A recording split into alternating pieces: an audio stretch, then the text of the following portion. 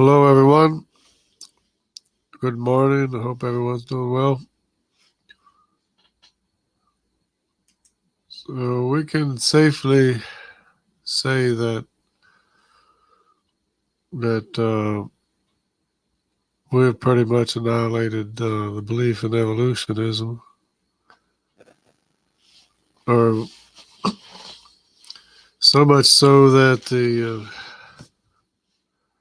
skeptics, atheists, and naturalists are basically morbidly afraid of even having a discussion with us. So we can declare victory in that sense. And because they don't have anything to say, they come on talking a lot of nonsense because of making false assumptions. So a lot of the false assumptions are all their misconceptions about God. Basically, they have a lot of misconceptions about what we believe, why we believe it. So they make this mistake of assuming that faith in God is a belief in magic, as if what they believe is not a belief in magical matter that makes itself, orders itself, that by way of energy, orders itself, and then goes from order to disorder by itself.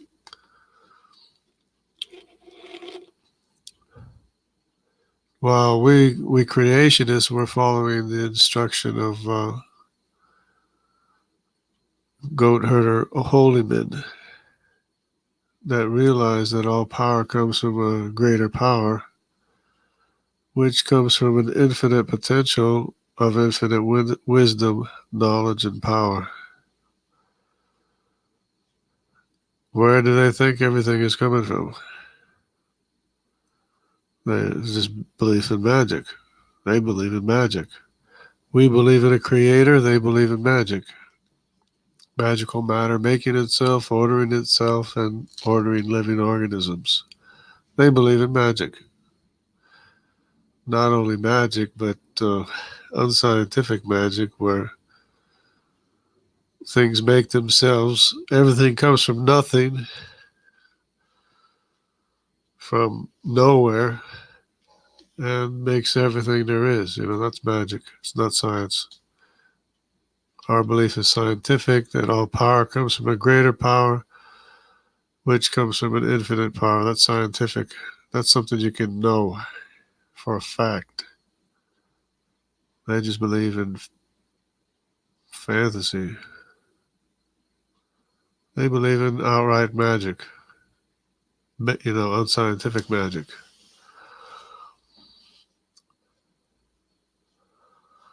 So they're done for. Their belief is done for. Belief in evolutionism is totally annihilated from beginning to end. They like to pretend like they're not talking about a biogenesis. They don't want to talk about a biogenesis. They're talking about evolution. Once you already have life, they say life changes into everything there is without the instruction to do so. But they don't seem to realize, or they don't care to realize, that a biogenesis is the same problem as that evolution has. It has the same problem, and that's information that's not there. Both a biogenesis require require information that's not there. So they would like to separate themselves from a biogenesis, saying, "Oh, we're not talking about a biogenesis," but it's the same problem. It's the same problem, and they fail at accounting for where the information is coming from. So they're sunk any way you look at it. So, hello everyone. How's everyone doing? Jesus Lord, how are you doing? We have Messianic Truth Life. How are you doing? It's great to have you here. And you're welcome to be here. I'm a little bit Messianic myself. I went to a Messianic church in Chicago. So, and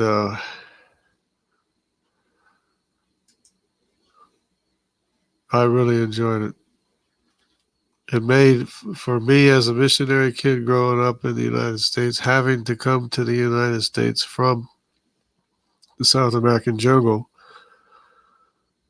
it made biblical studies and church a lot more interesting to go to a Messianic fellowship. It was a lot more interesting to me. Oh, here we go. Sorry, I got somebody in here. Let's see who we got here. Hello. How you doing, Jungle Jargon? Wait a minute, hold on. My bad. I gotta find my earphones. Okay. I think I should be able to hear you now. Yeah. How you doing, Jungle Jargon? I'm doing great, thank you. All right. So Levite Khan. Yep, that's me. Oh, is that so? You're another Messianic believer, Yep. somewhat. Oh, that's good. So you're against evolution. Yeah, I'm very much against evolution, Good. Good. and deep time. I'm against that too because we just have no evidence of that. Yeah. Well, what got you against evolutionism? Well, I believe it's misleading people and throwing people off from the truth of God's word, so that they immediately discount God's word because they believe that evolution is scientific when it's not scientific. It has no basis in science. Well, that's correct. So you read a Bible or what? Yeah, yeah. I've been a believer. I was raised on the mission field. I've been a believer since I was like about 5 years old, Okay. and I made a profession of faith when I was about 8 years old. Hmm.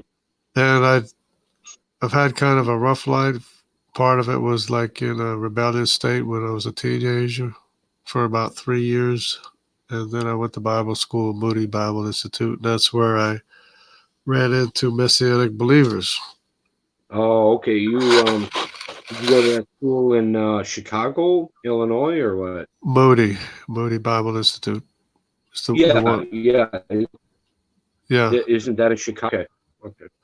Yeah. They It's got in the city of Chicago. yeah, they got a real famous pastor. What's his name? I Lutzer. haven't. Huh? Erwin Lutzer? Maybe Or is it a he. newer pastor, maybe? It's a newer one. He's kind of older now, but he's last I knew he was the senior pastor of that church in Chicago for Moody Church. Yeah, the Moody Church, yeah. I can't remember his name now. It's been probably 5 years since I've heard him, but he was a pretty decent. I mean, he went to Scripture a lot, so. Yeah, they have a lot of top-notch people that are really, jump through a lot of hoops in their lives, and they got some top-notch people in the, it's not perfect or anything, but it's, Mm-hmm. they study a lot and learn a lot, and have a lot of correct doctrine, or they try to have a lot of correct doctrine, anyways. Okay. Yeah, I'm trying to look him up now. Pastor of Moody Church. I just can't think of his name for the life of me. Chicago. It's coming. Yeah, I think you're right. I think it's a Luther, Erwin Luther. Yeah. Yeah. Oh wow. So he's still around, I guess. That was a long time ago. Well, he might be. Let me. What I'll do is I'll keep. Yeah, I thought he was still around. I want to make sure that I don't kick myself out of here. I'm gonna do this. I'm on my phone, so Yeah. let's see Because here. I remember him back in the 80s. So he's been around a while. Yeah, yeah. He's got. I bet he's on. He's Like a probably in his second. 80s. Yeah, he probably is. I think his mother was still alive back 5, 6 years ago too. Um, he talked about his mother sometimes in sermons. Yeah. So Wikipedia. Wait a minute. Hold on. He was Erwin W. Lutzer is an evangelical Christian pastor, teacher, and author. He was a senior pastor of the Moody Church in Chicago, Illinois, from 1980 to 2016. But so he's retired evidently, but he's still alive, I think. Yeah. Well, that's amazing lifespan. It's basically he was there when I was there in the 80s. Okay. Okay, he's 78 years old now. The early 80s. Yeah. Yeah, it reads he was born October 3rd, 1941. So yeah, he'd be let me think. Yeah, he'd be 78. He just turned 78. He probably goes and now he's probably sometimes like a guest speaker, when they invite him to Right. things. Yeah. Yeah, I still get information from Moody's once in a while, some of their literature or whatever. Okay. Hmm. You grew up outside of the U.S.? The first part of my life when I was a child, I grew up on a mission field in South America, the Amazon River, and Mhm. we were back and forth between the United States and Brazil a while. And of course, I went to a private American school in South America on the Amazon River. That's cool. My wife sounds impressed. Hmm. Yeah, so I'm kind of a lost child, but I'm still hanging in there. Yeah, Well, if you're in salvation, you won't be lost. Exactly.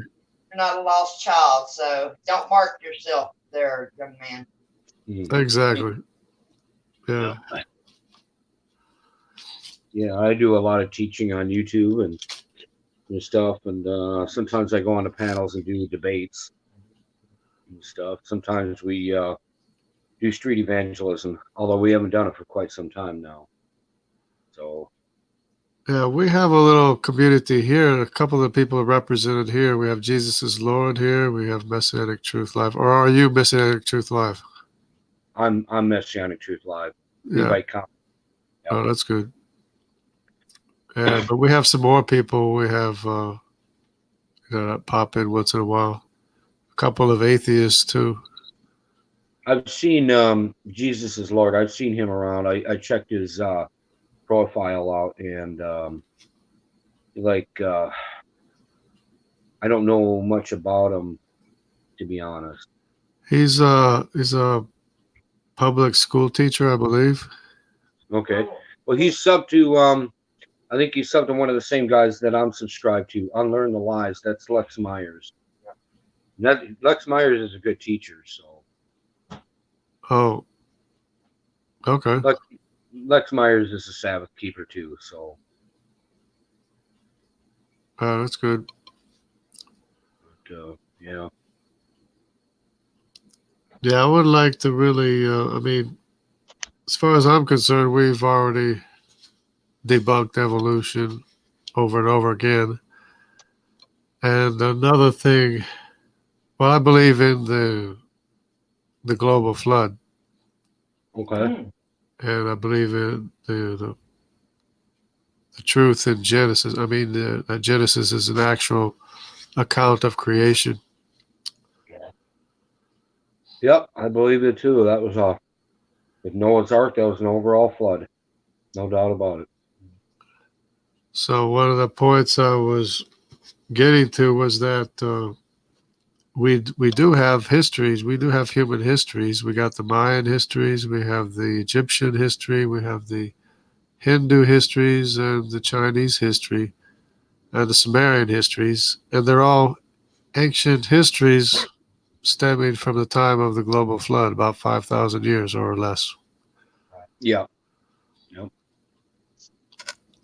Now you And seem they, I was listening to you a little bit yesterday, and you said you were kind of slow, but you seem kind of smart to me. yeah, well, everyone says I'm smart, but the smartness comes slowly. Okay, I You can might relate. say. I have to think about what I'm going to say and stuff. So Mm-hmm. Well, that's the smart thing in and of itself. Yes. Be slow to speak, quick to hear. Be careful of your words. You know. yeah, and I do try to make sure that what I'm saying is right. Yep. I'm trying to remember how I found you. I think I subbed to you back months and months ago. Yeah, I, I've seen you around months ago too. You had like a hangout. I mean, a live stream or something, or maybe it was a, a meeting or something. mm-hmm. So Okay. Yep.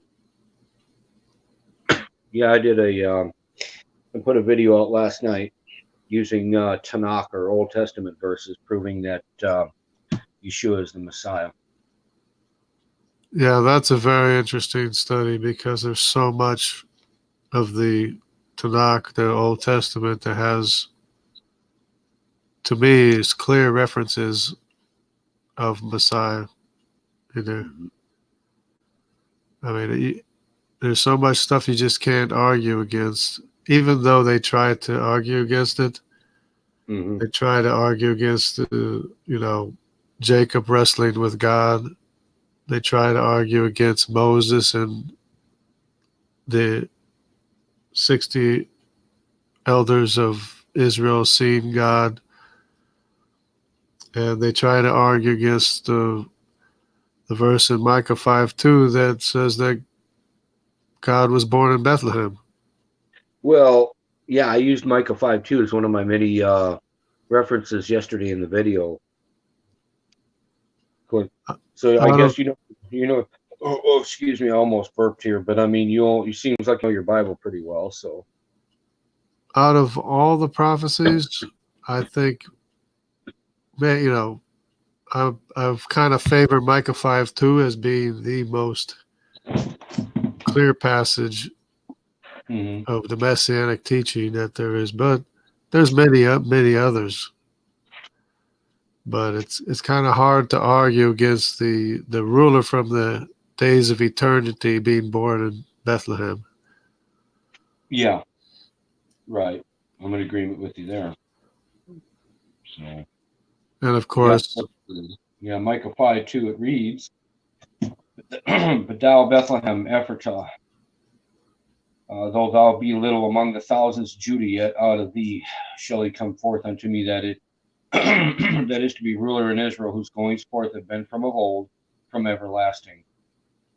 Yep. So. yeah, and it's not just any Bethlehem because there were a number of Bethlehems at the time. It's a specific Bethlehem. Mm-hmm. Yep. Bethlehem of Judah, Ephrata. Well, Shiloh came as Messiah ben Joseph. So, and now when he comes back down, when his feet hit the Mount of Olives in Zechariah 14:4, he's going to come down as Messiah ben David. He's going to rule with a scepter of iron. Yep. I'm looking forward to it. Yes, and it's going to happen. You know, a lot of the way people live is like they're not living with the expectation of Messiah coming back, Hmm. and he will come back and set his feet on the Mount of Olives, like you said. Yep. The same way he left is the same way he's coming back. Yep. Well, there's many verses to back that up. You got Acts, you've got Revelation, you've got Zechariah. Yep. So, yeah, he's gonna. Difference is he will look, I'm sure, quite a bit different than what he did to the apostles in Acts when he left. He'll come back down the same way. I think that's a literal statement. But he'll come back, you know. I mean, when you're looking at Apostle John saw him, he didn't even know who he was. And he had spent quite a bit of time with him on his earthly ministry. Right. So he That's will. right. That's true. He'll look quite a bit different. And I find it interesting where in that case he didn't, or at least it was the angel, but he didn't accept the worship. You know, he said he's a brother of ours, Yeah, he was a servant just like you and I. Yeah. and but that just shows you that God is spirit. We worship Him in spirit and in truth. We don't worship physical things. There you go. Yep. So you really have a fix or I don't know if it's an obsession, but you really have a strong conviction going against evolutionism. Is that what's going on? Yeah, because I just see so many people being misled by it, and it is totally false. It's completely baseless, completely contrary to science, contrary to everything you can know, which is what science is. Okay. And of course, theology is the highest form of science. It's knowing God, knowing our Maker. Well, science and God go together because God created science. I mean, you think about it, vitamin K clots your blood, and back in Abraham's time, they didn't have needles, nor did they have capsules or pills and that. So the best time to do a circumcision where the vitamin K blood peaks in your system is the eighth day of your life. That Yeah, way you won't. That way the baby wouldn't bleed to death. Right now they could do it as adults, but they went through a lot more pain. yeah, You know, but that's science right there, and that's obviously from the Lord, right? right. And it's the symbolic removal of the flesh. Yep. Yep. It's Well, I'll tell you what I'll do. I mean, I don't know how long I'll be on here, but when I get off, I'll go ahead and go under my other new channel too, and I'll sub to your channel. So, okay. if you want to sub to it back, here, let me type it in the back chat here. You know, the chat that only you and I can see. Yeah, I think. No, wait a minute. Yeah, private chat. Let me think. I'll type it out to you. Hold on. Biblical. Let's see. Quail. I have to type things out. I mean, I don't know how to give you the link on my phone. See, when it comes to technology, I'm kind of slow. There you go. Do you see it? yes, I see it. Okay. Yeah, Okay. we have a biblical quail farm. So Oh, we that's do videos interesting. on there. Biblical Sorry? quail is biblical quail. It's not actual quail. No, Right? it's quail. Yes, it is. Oh, We it's have actual quail and quail. chickens. Oh, Yeah, that's good. we have quail and chickens. Yeah, we're all organic in that. Mm-hmm. Oh, that's great. That's Yeah. good. I might be moving out to Missouri when I retire. Well, I was just down in Missouri over I think a month ago for Sukkot. Yeah. Or the Midwest. I'm from the Midwest when I'm not from Brazil. Okay. What part of? Well, see, I grew up born and raised in Minnesota, the real cold state below Canada. Oh, yeah. I'm from Kansas, basically. Oh, same as Dorothy in Toto, huh? Right. There you go. Yeah, I was just down in Sukkot, or down in Missouri, celebrating Sukkot at the Windermere Baptist camp. And they, I'm not a Baptist, but I mean, it's a really beautiful property there. Yeah. That one, what's that lake called? I'm trying to think that I was by. It's where what's his name is too, that retired Green Beret. He's not right there where I was, but I'll think of it later. But I'm still Yeah. waking up. There's a lot of evangelical Baptists in the Midwest. Bible believing, fundamental teaching. And Well, that's my background, and a little bit Mennonite. A lot in Brazil, some of the people had a Mennonite background from Canada and yeah, stuff. well, I've known some Mennonites. I've known some Hutterites. I've known some Bruderhoff. They're good people, but they still hang on to a few things that aren't good. Right. Huh? Yeah, there's a lot of them still believe in works, and Yeah. they don't really understand the message of salvation very well. But of course, the ones that I know were missionaries to South America. They were with New Tribes Mission, Okay. which is apparently it's no longer New Tribes. I don't think. I think they changed the name.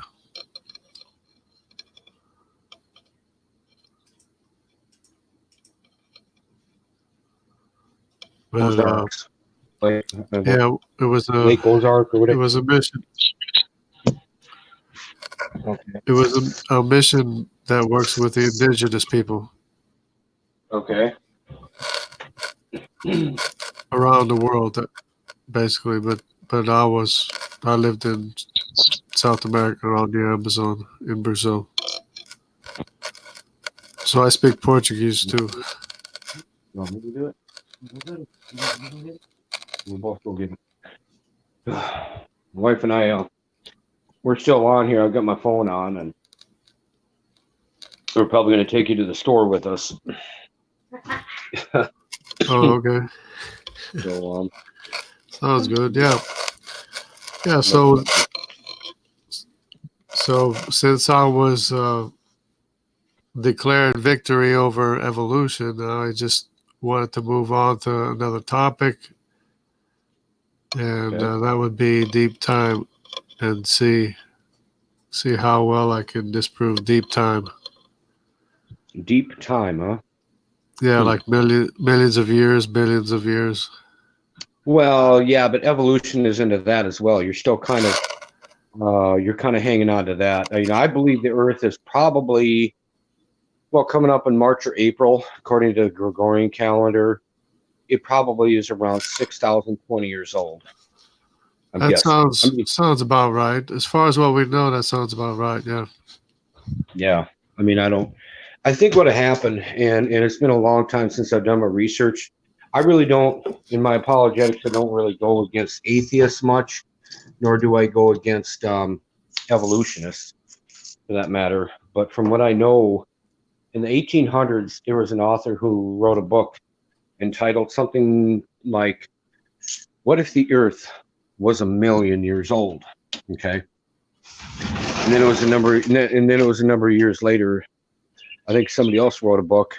What if the Earth was a few million years old? Well, it just, one day at a time over 150 to 170 years, that's a long time for things to get out of hand. Now you got people saying the Earth is billions and billions of years old. And of course, that's a bunch of crap, right? So, Yeah, they've have been all over the place on the actual amount. I think it was like 18 billion. Now it's 13.8 billion or 7 Really, 9.79, 13.79 or something like billion years ago. so now they're saying that the Earth is almost 14 billion years old. Is that what you're telling me? Yeah, Mm-hmm. and a couple of days, I think. Right. Yeah. No, and one of the problems that I see is that they say the Earth is like 4.6 billion years old, the Earth itself. Uh-huh. And the problem with that is that you have 4 billion years without any deposition of sediment layers to speak of. Yeah. And then there's the great unconformity, and after that is all the sediment layers from the global flood on top of that. Mm-hmm. Well, I don't. And I think Kent Hovind is a good guy who can debunk that pretty easily, right? yeah, he's around too, yeah. And we have some fellowship with him too, as a matter of fact, yeah. But yeah, there's the atheists balk a lot though. They have a lot of exceptions to the things that we say. So they'll pick at every little thing they can, you know. Yeah, right. And Well, in some ways it's convincing people, but in other ways they're just trying to avoid the inevitable, which is that there is no evolution, there is no deep time. Because yeah.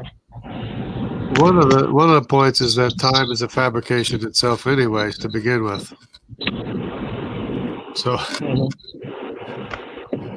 so if God says that He made the universe in one day, you know, He can make the universe in one day,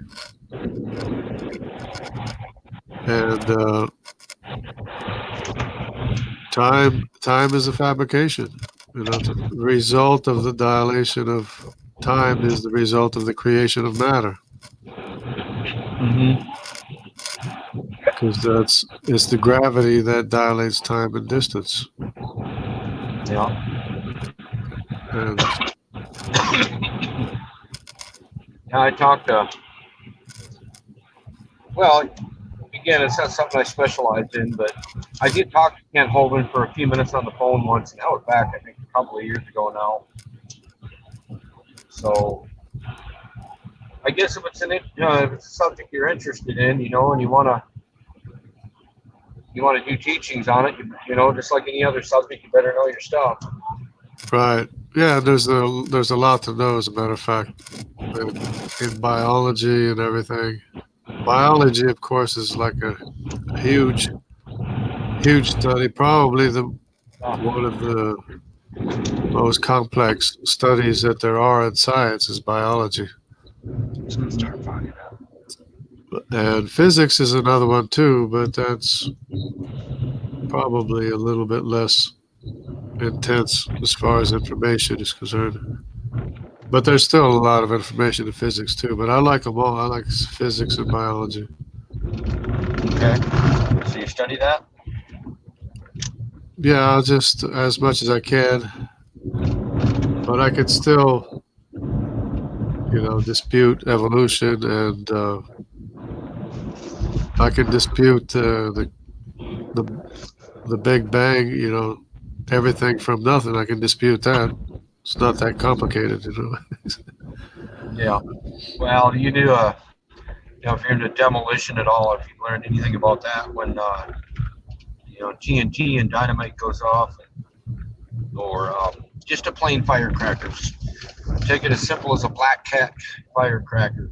When the thing blows, everything goes apart. Okay, there's no order to it anymore, and they're trying to say the opposite, that when it blew like that, everything came into perfect order, into intricate detail like it is, right? And that's pretty absurd. Yeah, their approach is that they say that it was a different kind of matter, and it coalesced into hydrogen. but they have some interesting points to make, but they don't have the origin of all the matter. They don't have where all the matter came from or the energy to make the matter came from. They don't have any of that. They only have like the expansion of time and space, Right. And I think they're getting a little bit backwards because in the process they seem to be overlooking the fact that it's matter that's dilating time and space. You know, I Yeah. think I think they're missing a very important point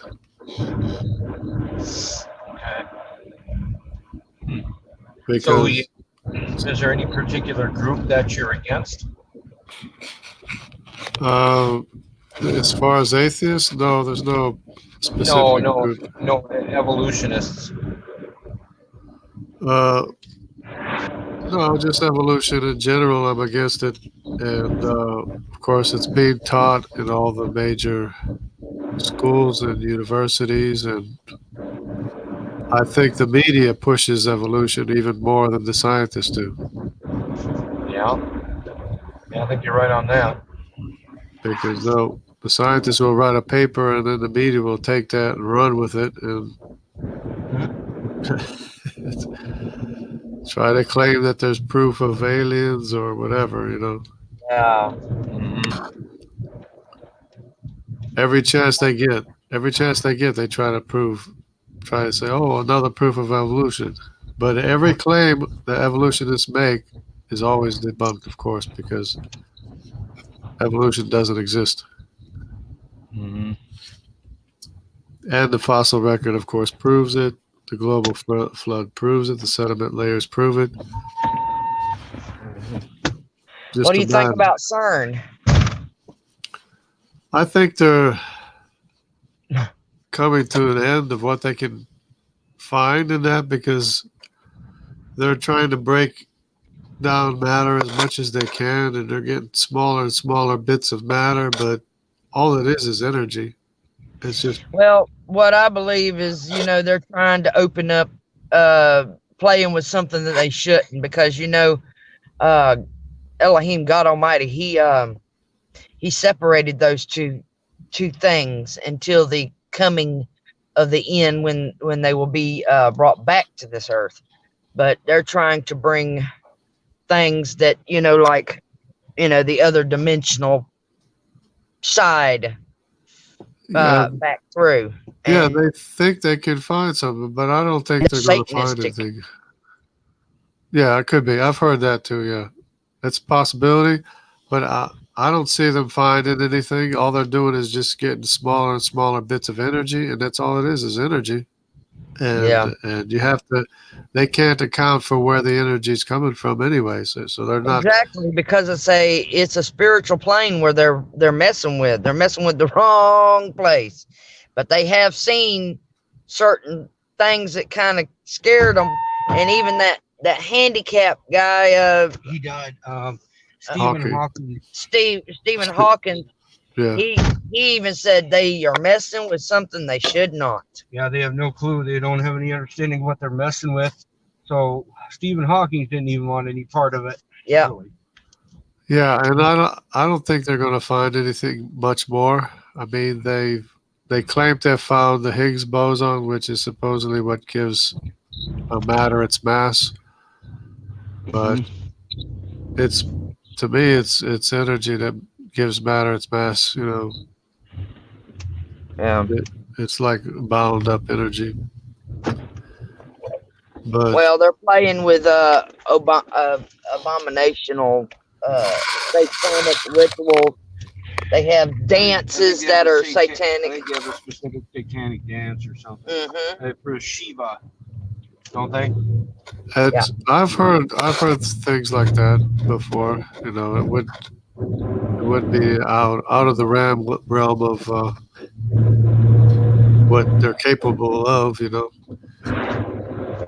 But they're not. I mean, I don't believe that Satan has power against the truth, and I believe that Right. Satan doesn't understand.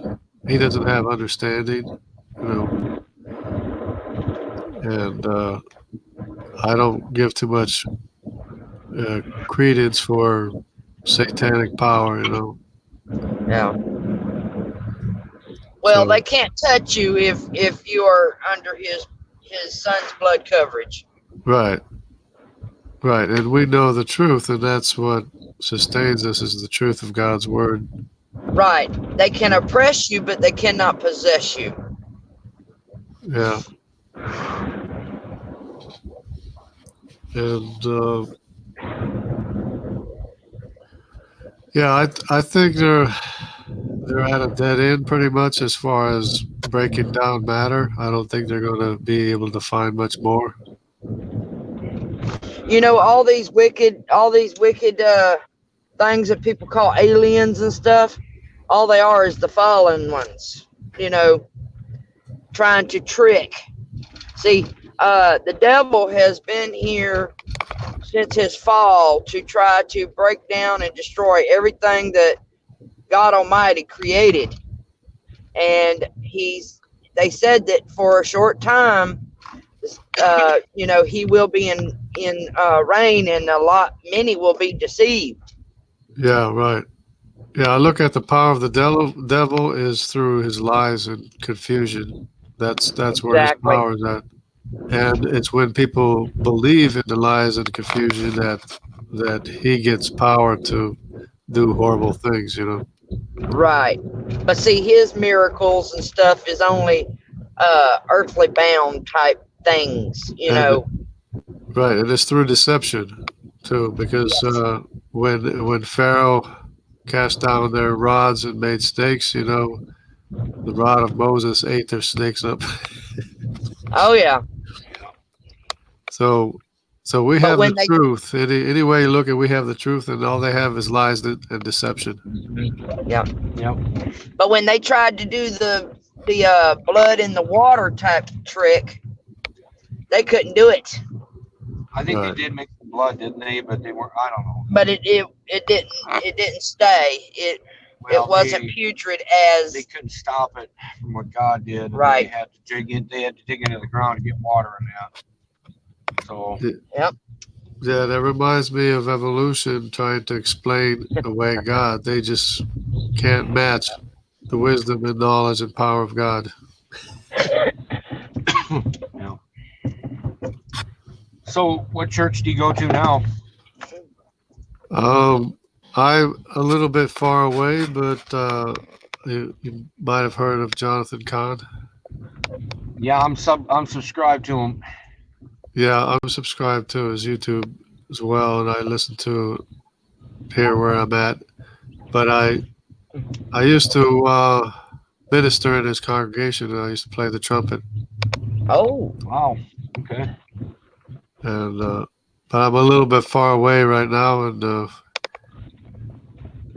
I don't go as often. And I have there's another church that's it's a little bit closer that I go to sometimes. It's basically Well. what is it? It's an evangelical Bible church, basically. Okay. I was Okay, you get my coffee. I was an evangelical in my 20s up in Minnesota and there, and I'm guessing my name is still on the roster. So now I grew up as a kid. I was adopted as an infant. I was raised as a Norwegian Lutheran. Yeah. So I learned a lot of good truth in the Lutheran realm. It's not all bad.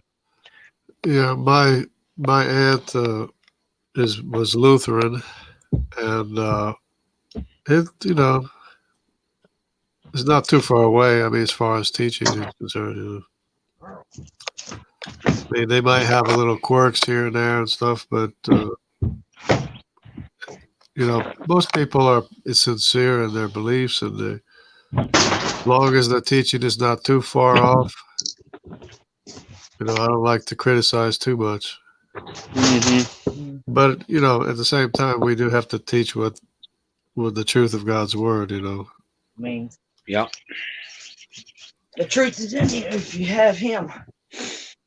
Yeah, We're all on a learning curve, Some are faster than others. So. right. And, there's a lot of people that might be a little bit off in their teaching, because there's a lot of teachings that go around. Some of them aren't exactly kosher, Or- Mm-hmm. You're not a flat earther, are you? No, no, but Good. the main thing is like you said, just be true to God's word, be close to God. That's basically what you have to do. What I think is, all these different thoughts. Well, am I worried about what the shape of the globe is or whatever that we live on? I need to be concerned where my feet are walking and what my mouth is speaking of truth. That's what's important. Yep. Yeah, and there's many different proofs that the Earth is round. I mean, there's lots and lots of proof out there. Right. If somebody wants to find it, Mm-hmm. But it's not I don't think it's a thing of salvation of what a person thinks about what the shape of the planet is. I mean, Right. because some people are saying, well, if you don't believe in whatever Yeah, shape, there's then some flat earthers that think that's your salvation when it's not. Yeah, well, we have to be saying what's true. We have to be saying the same thing. We have to know what the truth is, and it just helps if people can understand that the Earth is round. I mean, that's just part of telling the truth. It's the same thing with creation, 6 days of creation. If you want to tell the whole truth, you have to tell the truth of the 6 days of creation. Yep. And that God rested on the seventh day. And he didn't rest for millions of years. oh yeah. Mm-hmm. He rested on the seventh day, plain and simple. And if anybody has a brain and look at even their Gregorian calendar, what is the first day of the week? Sunday. Yeah. Right. So you count from the first day, And there's 7 days. which is, Well, it's 1 through 7, which is Saturday. Saturday is the 7th day. exactly. And a lot of people's like, well, no, the first day of the week is Monday. Well, okay. That's No, not what starts on your Gregorian calendar. In the Portuguese language, Monday is the second work day of the week. Yep. And Wednesday is the fourth working day of the week. So for me, it's easy to understand. Yeah. And the word Easter, it doesn't exist in Portuguese. The word for Easter is Passover. Yep. So it should be. See, the word is so easy, even a child can understand. Right. The It's not complicated. The children probably understand it better than we do. Oh, yeah. The children understand readily. They understand a lot more than what I think we give them credit for, because I remember I understood quite a bit when I was a child.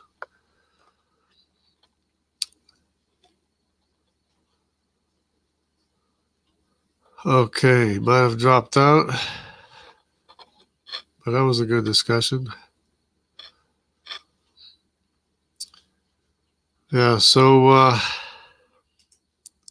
as I was saying, I wanted to get into this belief of deep time. Everything takes energy, and including deep time takes energy. I didn't mean to do that. I knocked myself off by accident. Yeah, I noticed. Yeah. Everything costs something, People take it for granted, but everything costs something. Matter and energy cost something. Time costs something. Everything has a cost associated with it, and they would like to think there's a infinite time, but it's still going to cost something, No matter how much time there is, it still has to cost something. But I don't think there's evidence for deep, deep time of millions of years. Mm-hmm. I mean, there could be. It's not beyond God to have other creations or other, Well, anything else. But God has no beginning or ending. That's the thing. He was around millions and billions of years ago. We weren't. Again, maybe another creation. You never know, like you're saying. But right, if he wanted to, I mean, but if we look at the evidence of this universe, this creation, this world, a lot of the atheists, they don't understand why the rest of the universe is required or needed, but it turns out that it's the rest of the universe that holds time and space together for us to exist and live. mm-hmm. Because the reach of gravity is infinite, and without all the other galaxies in the universe, we wouldn't have the same kind of time and space that we have where we exist. Mm-hmm. Because it's like tent poles that are holding the universe together, or time and space together anyway. It's like three-dimensional tent poles is the galaxies around the universe that have a lot of matter, or what they call a singularity, or a deep gravitational well. It's those gravitational wells that are basically holding the time and space together around the universe. Yep. And that all costs something. That's all energy that costs something. And energy can't make itself. Energy can't order itself. And in the universe, energy is going from order to disorder, and it can't order itself. Mm-hmm. So any amount of energy is proof of a greater source of energy. And Yep. infinite regress of a greater source of energy will lead to God. So it's science, the evidence of the physical universe that is leading to God. And they don't realize that every power exists because of a greater power. Mm-hmm. And that's biblical. That's a biblical teaching. That all power, there is no power that's not from God. All power comes from God. All the power of the kings, all, no matter what power it is, that are sometimes called gods, they all get their power from God. Okay. And of course, we're called gods too, Well, yeah, but then people like to slander you. I mean, there's I've never been accused of saying that the wrong way, but I've got a friend who has, and they'll try to say that he says he's God, and he's not. He's God's like a judge. It's like a form of authority. Like we're gods. Right. Every pharaoh and king is defined as a god, but Jesus says they'll die like men anyways. Well, sure. I mean, we're gods over our children. We have authority over them. We make decisions for them. Police officers, judges, teachers, and they're gods.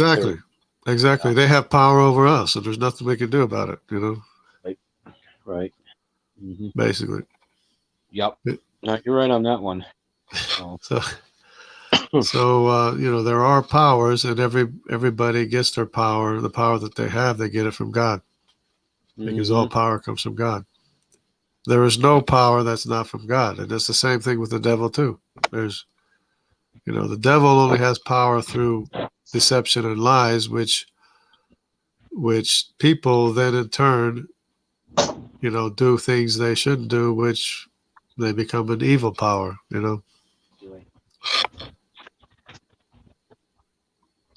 Yep. Oh boy. And it could become to such a point that they become like the embodiment of the devil too. But you know, it all comes to an end, of course. And then there's the judgment, you know.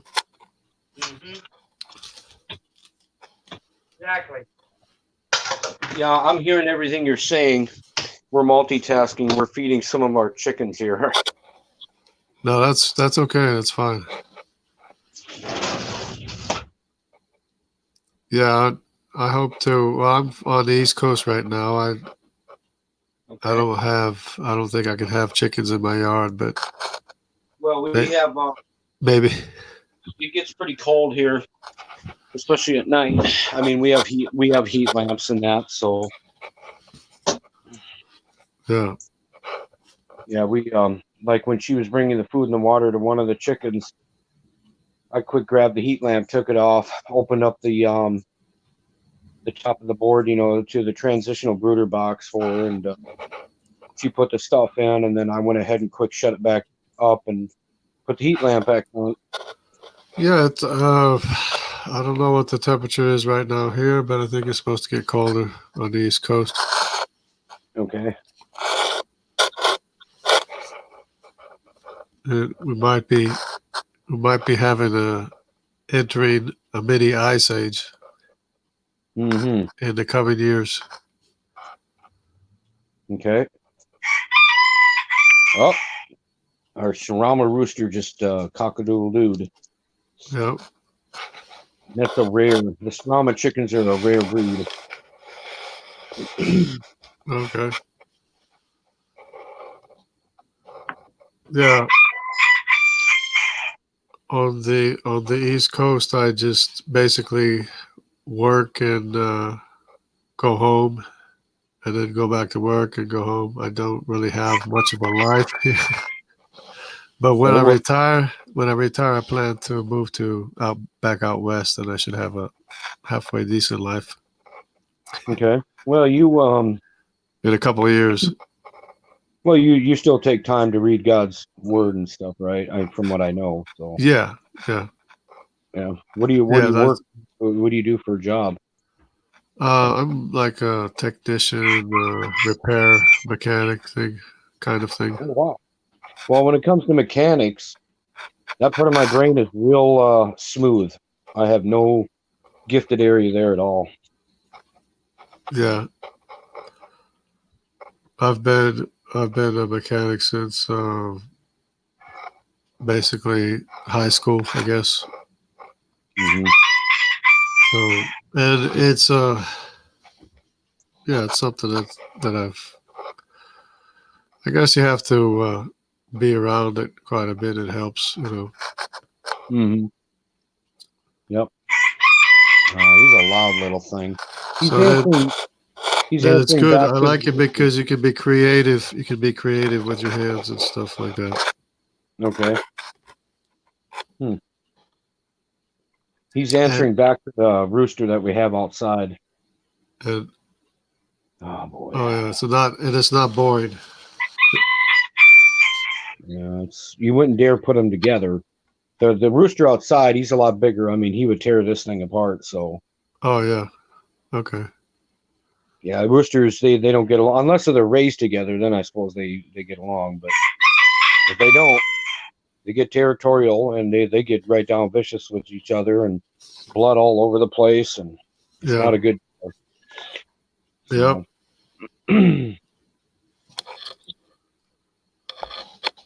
No. But I should almost. I don't care. You want me to put you? You want me to put my screen on? I can show you a little bit of the place, I suppose. Yeah, if you want. Okay, hold on a second. Let me. Okay. Oh, let me move a couple of things here. You could do a screen share maybe if you want to. I don't know if I know how to on my with phone. your maybe not with your phone. Yeah. Okay, you can see me now. I'm kind of not real. That's good. Just like I said, I woke up. Okay, now what I'm going to do, can I change the camera around in this thing? Maybe not. Well, okay, I'll tell you what. Tell me what you can see. Oh. There she is.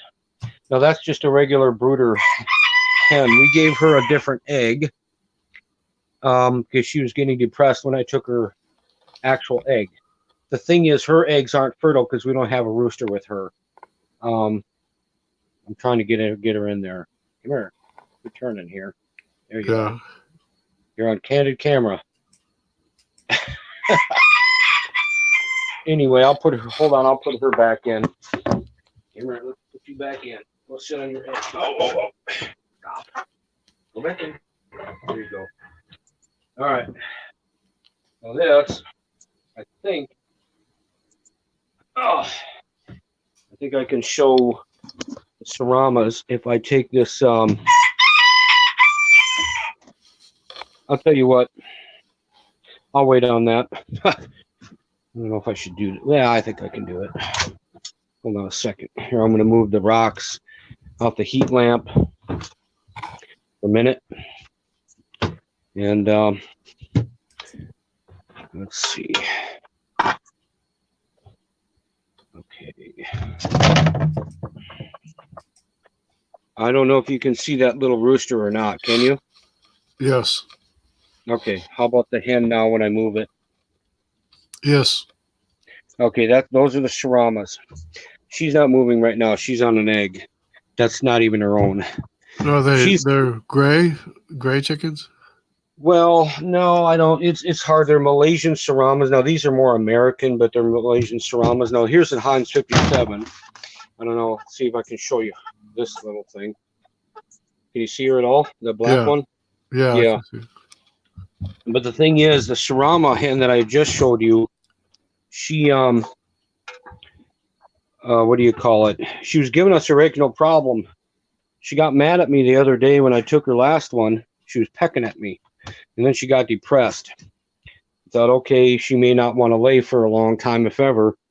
So one of the chickens outside, we took the egg out there and gave it to her because she doesn't know any better, right? Yeah. But so she's all happy again. She's a mother. But anyway, she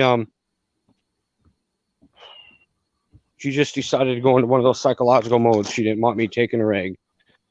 But now out here where I'm walking, let's see. We don't have this chicken coop done yet. We're going to build some more on it today since it's not the Sabbath. I'll go ahead and turn it around because I don't see where I can turn the camera around on your deal. Yeah, how well can you see the chicken coop that? I see. Yeah, I see see it at it all? like a chicken coop. Yeah. Yeah, like the roof. You still there? Yeah, the roof of it. Anybody here? Yeah. Hello? Can you? Oh, hey, hold on. Yeah, can you hear me? You still there, Jungle? Can you? Yeah, I can hear. Can you hear me?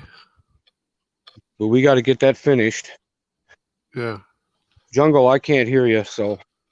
Oh, okay. Well, I think I'm still Anyway, here. but we got this quail hideaway all tarped up, and we got heat lamps in there because it's cold. Oh yeah, the quail. So I don't know. I don't know if you can hear me or not there, Jungle. Yeah, I can hear. I've been showing Jungle Jargon some of the deal here, but he isn't answering back. He might be having technical issues on his end. I can hear fine. Hopefully, it's still recording We'll get everything. you back on the porch here. I think. So I don't know. He might be having technical issues. I'm not really sure what's going on his end. But he did see the brooder chicken. He saw the Saramas and Milky Way, the Heinz 57. Okay, Maybe you he get that? has to hang up again. So welcome to anyone who's in the chat. I'll go ahead and shut off the video part. Let's see. Welcome and shalom to Honesty Angel.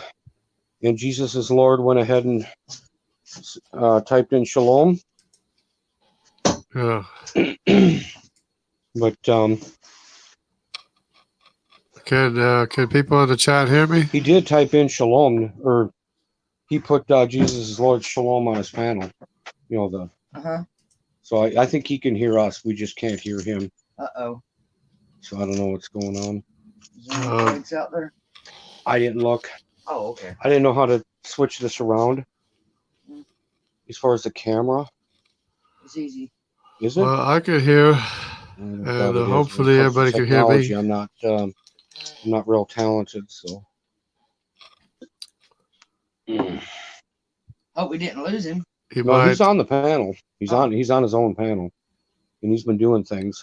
Can you see? You can see me. No. My You sound. just can't hear him. I don't sound know. Can anybody indication? else hear him? Anybody hear us? I'm I can hoping see. so. I can see my sound registering here. Can anybody so hear us? Yeah, can anyone hear me? I'll type it in. I can into hear the main you. Chat. Oh yeah. See here. Maybe I gotta Me. type in. Question mark. Ah. We Why hear do I you wanna- just fine. You can hear me too, right? There we go. Can anyone hear me? He may be talking too, and he can't hear me. I don't know. May have to go I out. and I come can back hear. in. Maybe I should. That's what I'm wondering.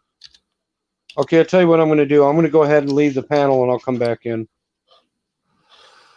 Yeah. Yeah, I can hear. Maybe.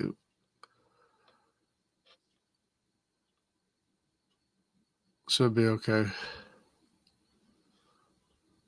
So yeah, we have a history of like 5,000 years, and we have evidence of the global flood, and we have 3 different books of history from before the global flood.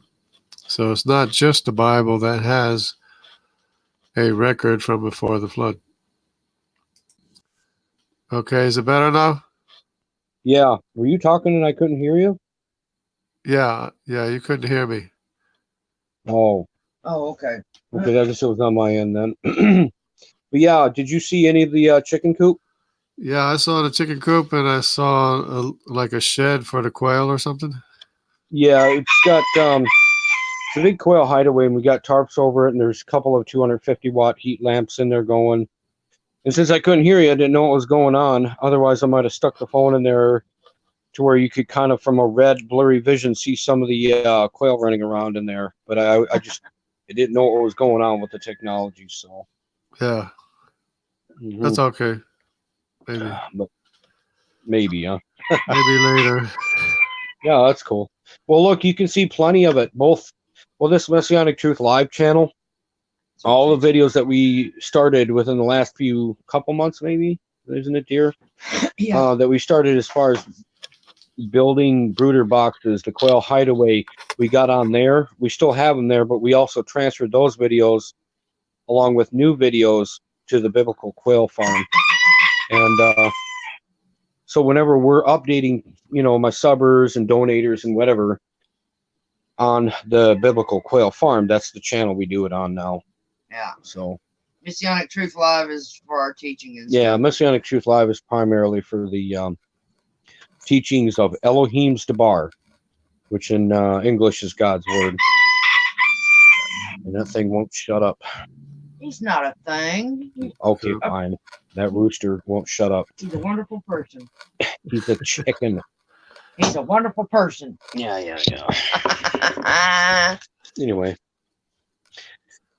But is his name? Jargon? Jungle Jargon. Yeah. That's his name. Can I just call you Jargon? Yeah, you can call me Jargon. Is that your name? I doubt it. No, it's I'm trying to I try to stay incognito when I do videos. I do it with sunglasses on. There you go. We don't give our legal names out in multimedia either. So Yeah, it's not, it's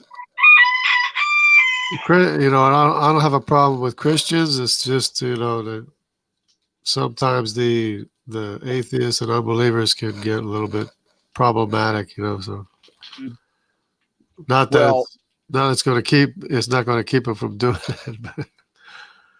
it's been the opposite for me. But I just don't like to put out too much information. A lot of Christians have tried to dox and IP me. Yeah.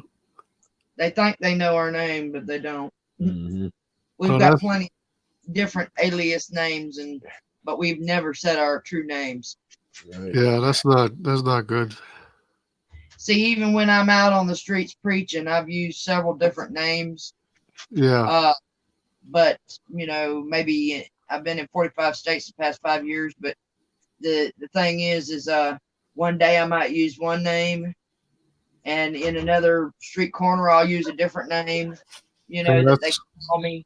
that's Nobody really too bad. It's too bad that you can't. You have to be careful.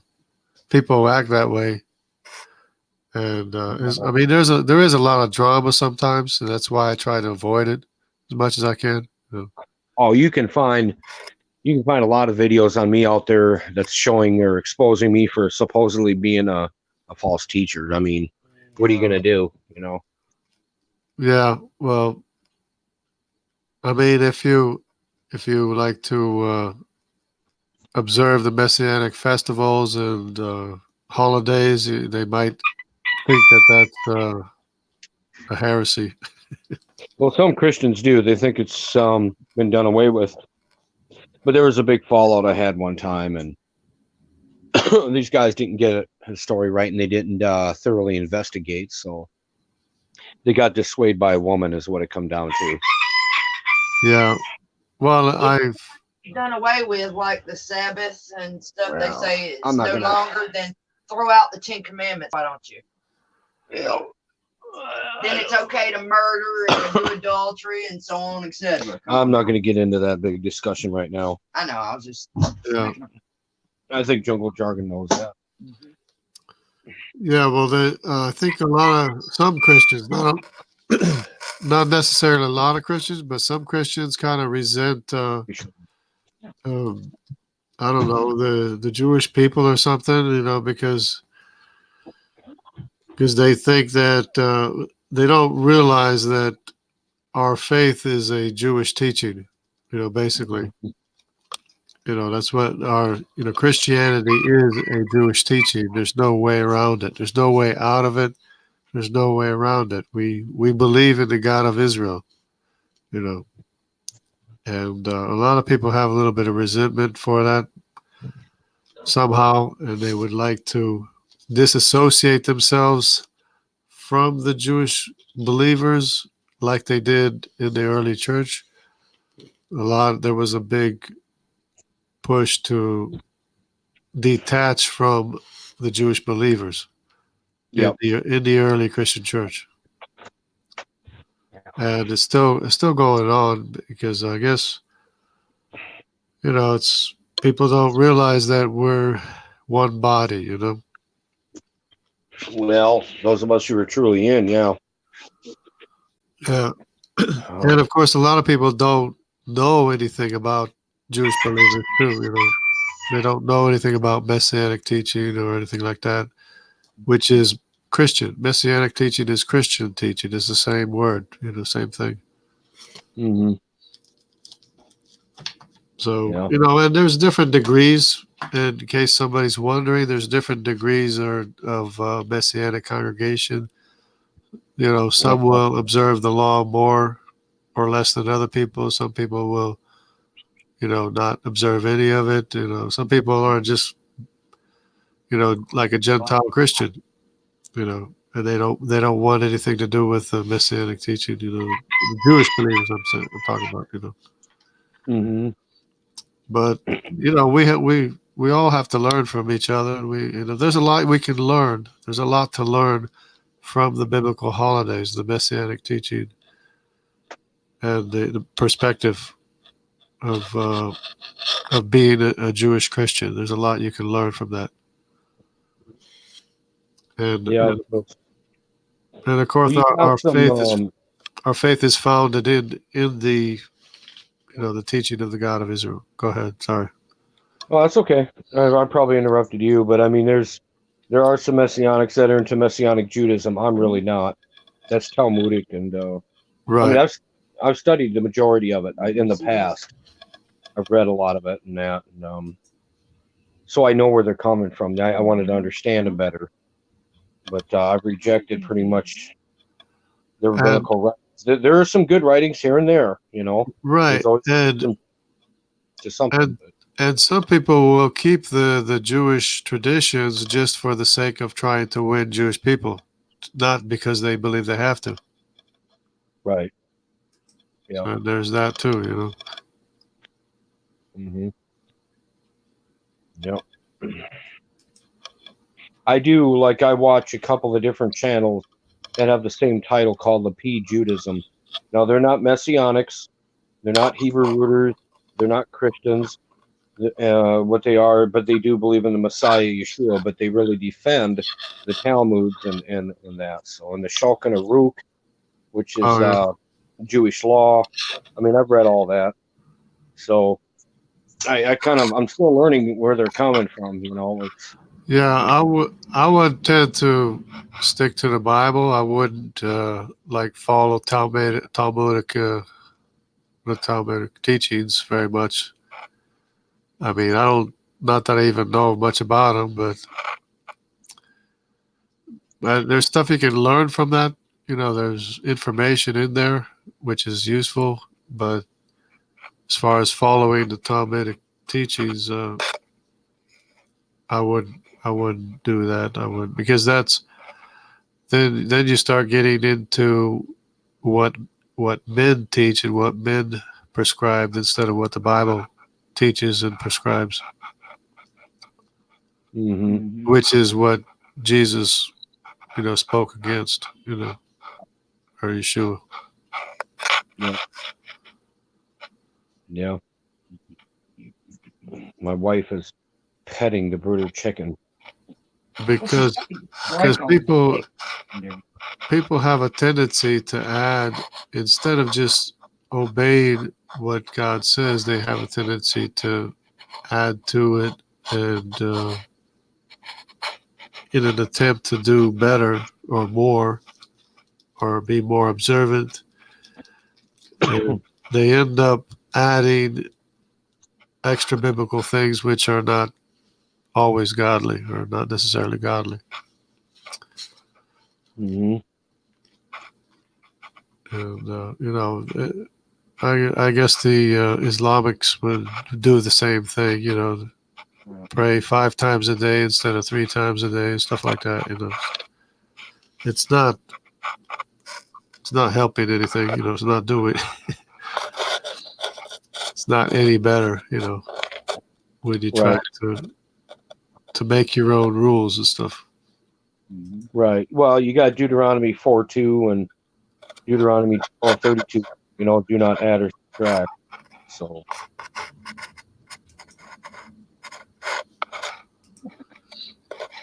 Yeah. That's what a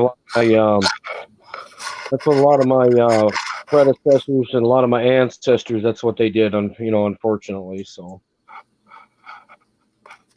got themselves into big trouble. We were dispersed and scattered all 4 corners of the earth, as they say, and kicked out of the land. Yeah, what I'm discovering is that you can actually determine. I mean, there is such a thing as the lost tribes of Israel in Europe, and they did spread out through Europe, and many of us are descended from them. Yep. And Correct on that one. I found out that I have on both my mtDNA and my Y chromosome are Semitic. Mm-hmm. Probably Jewish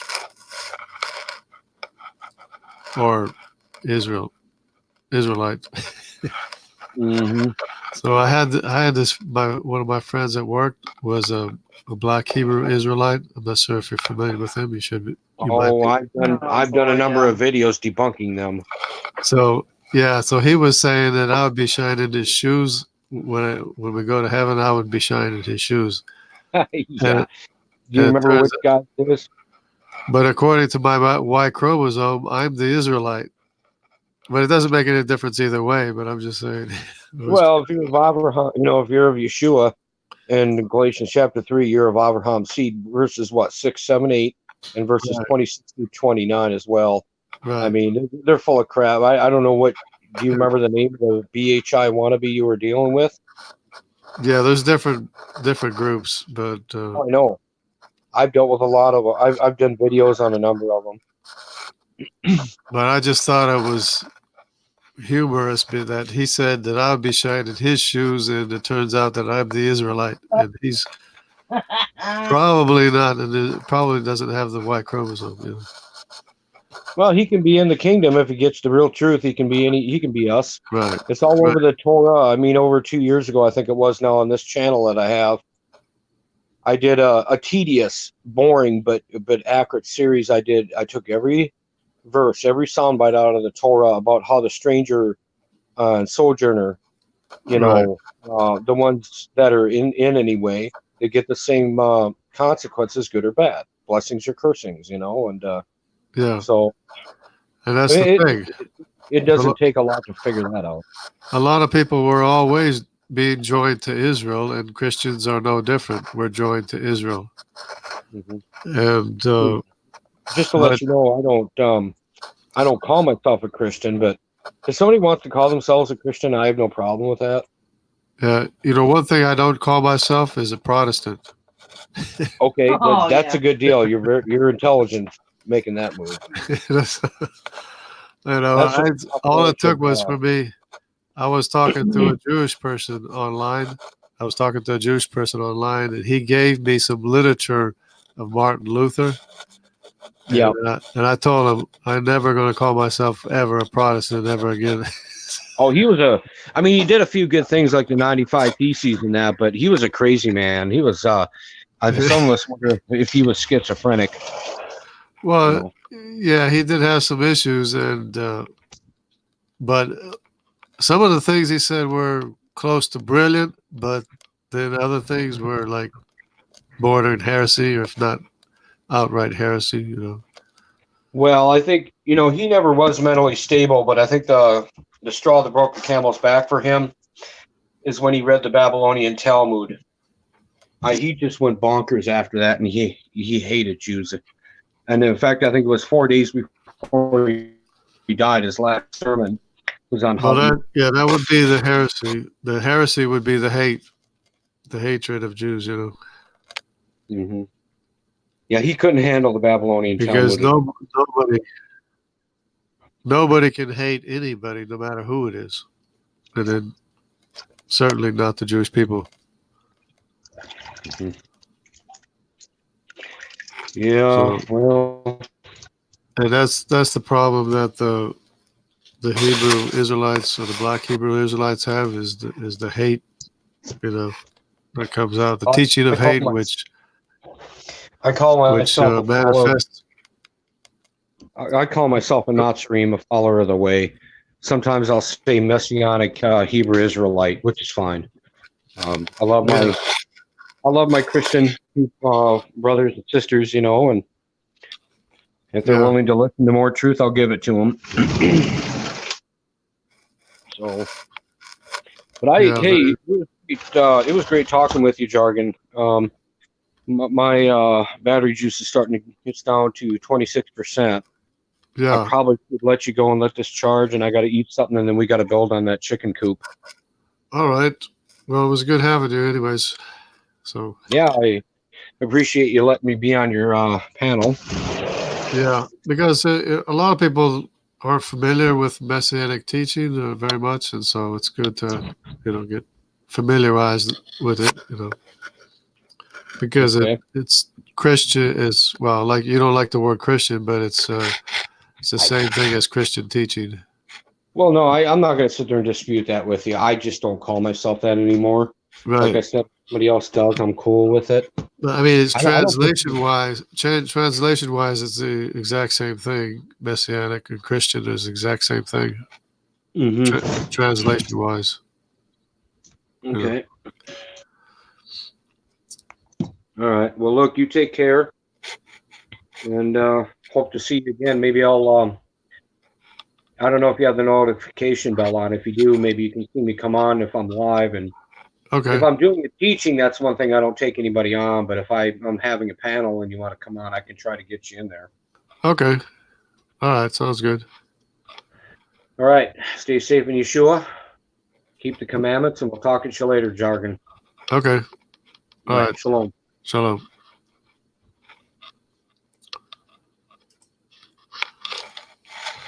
Yes.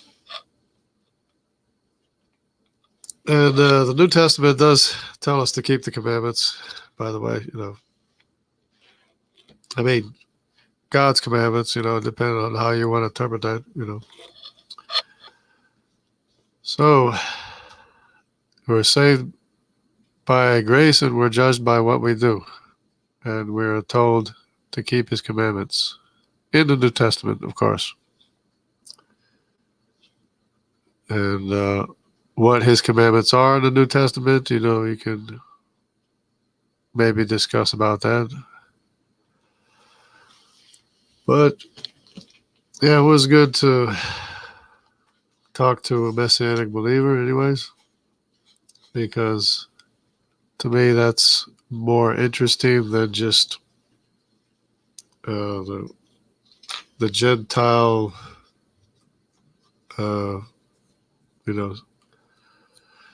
straight teaching. Because, for example,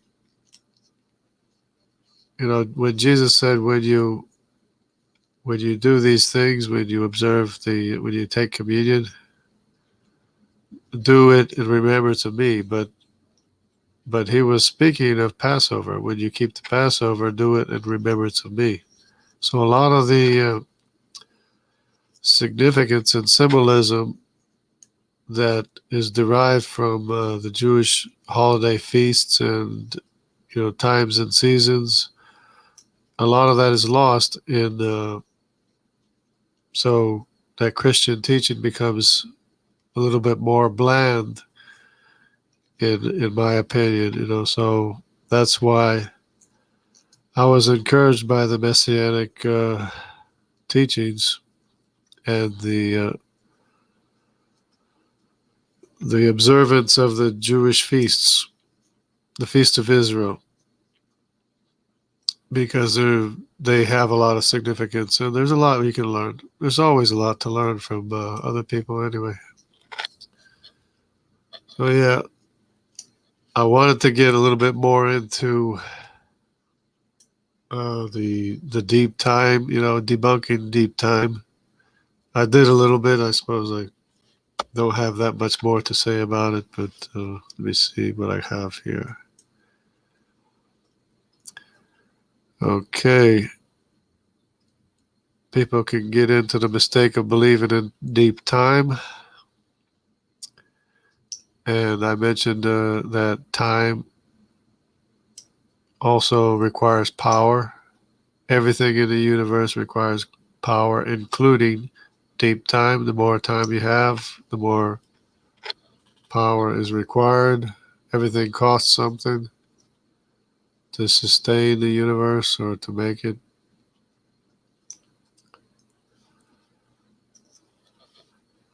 And as far as history is concerned, we only have 5,000 years of history, of ancient history. And beyond that was the global flood, and we have evidence of the global flood. The earth was utterly destroyed by the global flood.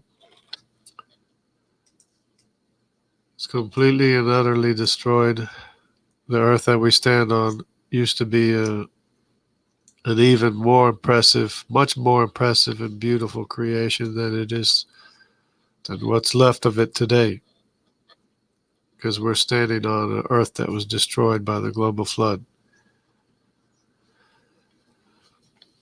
So we do have the records of the Mayan, the Hindus, the Egyptians, the Sumerians, and the Chinese. They have calendars. There's a Mayan calendar. There's a Hindu calendar. There's a history of the Egyptians and Sumerians, and there's a Chinese calendar. And they only go back 5,000 years. And if you go back 5,000 years, that's about the time Noah was born. So basically, all the calendars pick up from around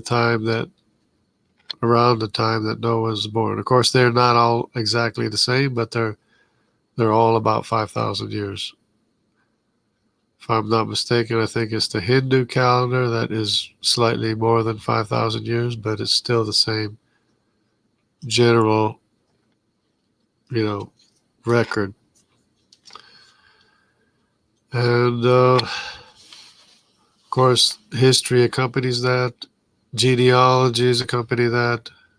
All the genealogies go back to the time of Noah, to the time of the flood, including the genealogies of Zeus. And we have a history of the Japhethites moving north, and we have a history of the Jewish people spreading out into the world, even from as far as China. So it's all accounted for. And since the ancient history began at the time of the flood, the Sumerians, Abraham was a Sumerian, the Egyptians are Mitzrayim, and his mother Egyptus, so that it seems all of the Africans are basically descendants of Ham, with the exception of a family of, probably a family of Japhethites that went to Africa, and with the exception of the JY chromosome that also went to East Africa, and it's found in East Africa. Other than that, all of the Africans are descendants of Ham,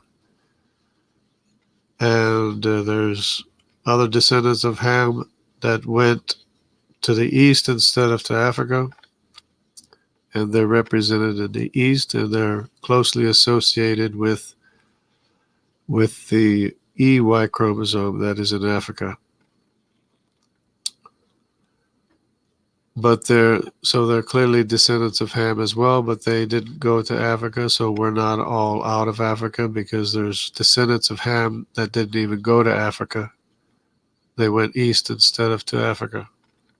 And they're represented in the Tibetans and Japanese and Mongolians. And they reached as far as America as well. So we have all the people are present and accounted for. Nobody's extra, nobody's missing. The only one that's missing is the Neanderthal. His Y chromosome is extinct. So the Neanderthal could be those who died in the global flood and possibly were reburied along with modern or descendants of Noah as well. So all the people are present, accounted for. The history goes back to the time of the global flood. And beyond that, we know it was exactly 1,656 years from the time of the flood to the time of the day of creation. Because the genealogies were apparently more precise or more accurate than before the flood than after the flood.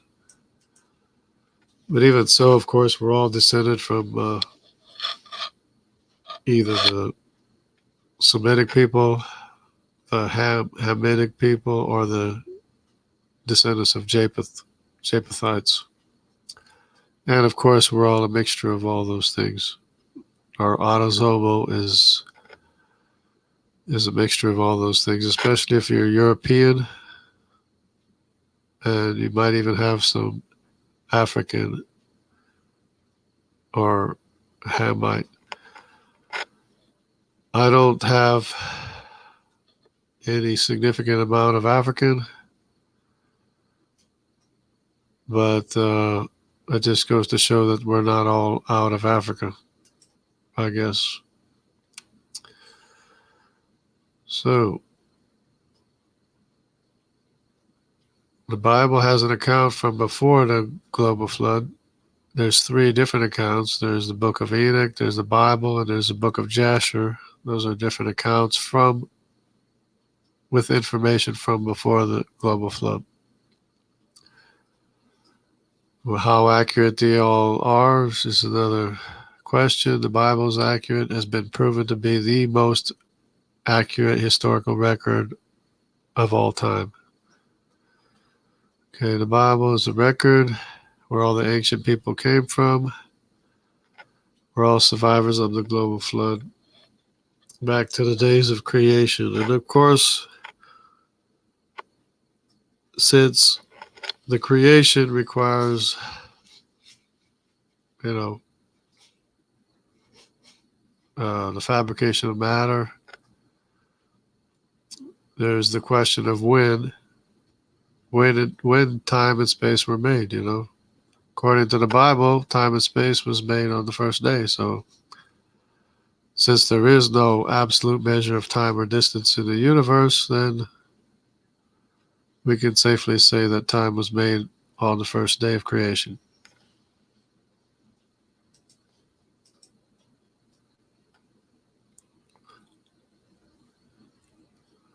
There we go. We got one more comment. That's it.